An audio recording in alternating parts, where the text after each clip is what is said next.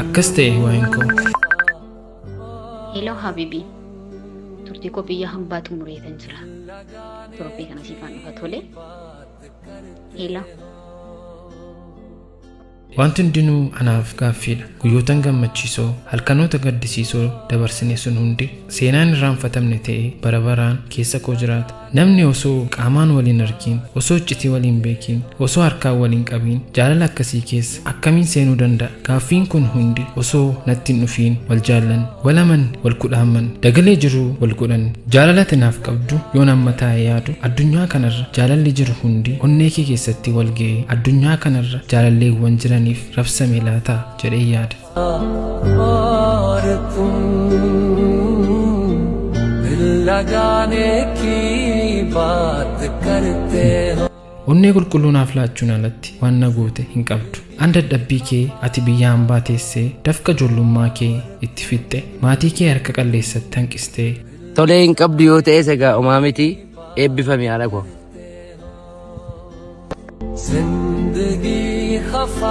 Egeree kee booriif natti ergite sana jedhee akka waan salphaatti yoo naasa'u na dhukkuba. Garuu jechi badii koo naaf ibsu osoo jiraatee jedheen hawwa. Garuu hin jirus fuldurattis hin jiraatu. Hiriyyaan goomsamee addunyaa sobaa kan dhugaa fakkaatee boolla si geessu sanattan oofame. Jaalala qulqulluu caalaa qarshiin filadhe. Jaalala tinaaf qabdu sanaaf bakka osoo hin kenniin dhugaa caalaa soba filadhe. Siif waan hundi dhugaa ture, waan hundi abdiin kan guutame ture. Anaaf garuu si goomsuun abshaalummaa natti fakkaate. Hiriyooti gadhee na marsanii gocha koo kanatti akkan itti fufu na godhan sun hundi geggeessaa jireenya koo ta'anii natti mul'atan.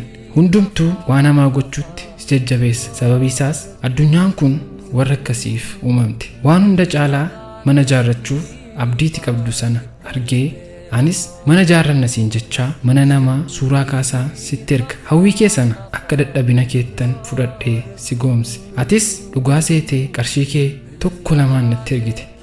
Qarshii ati dugdaa cittee fiddu sana aan dugdaa citaa hiriyoota koo waliin balleesse. Abjuu ati ana waliin mana dhuunfaa keenya keessa jiraachuuf jecha akka billaachaa biyya ormaa keessa kaateef sana aan abjuu godheen hambise. Abjuun gaarii ta'e hamaa abjuudha.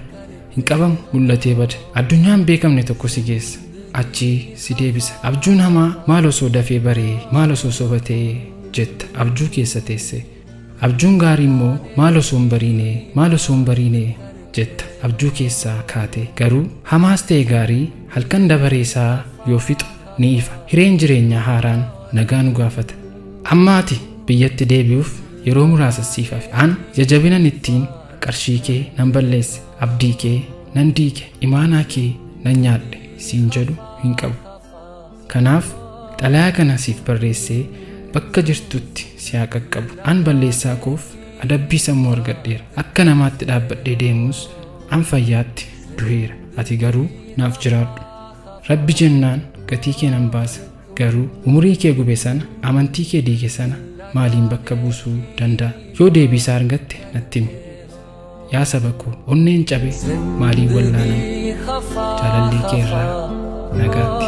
يا بنات قومي تحركي اشتغلي شغلك على شو سفنانة انتي انا جبتكم مو مشان تجلسي انت تسفنين علي مشان تشتغلين قومي يلا تحركي ندفي البيت خلصي الكامل كورمي بيا بهي بيا ورما جيرو بوكيسو إنو ما بارودا بوكيسو نو ما بارودا بيا رابهاني بيا ورما تافو يا ربي مافنو غوتي قودا جيجت إمينو باسيودا يا ربي مافنو غوتي قودا جيجت إمينو باسيودا جيرون بيا أورما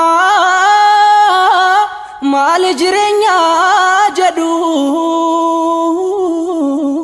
دندهودا مالي أبسودا لچتو مال غدو يوم كاناني فيتي ركو فركن كنو توسي باسي بيا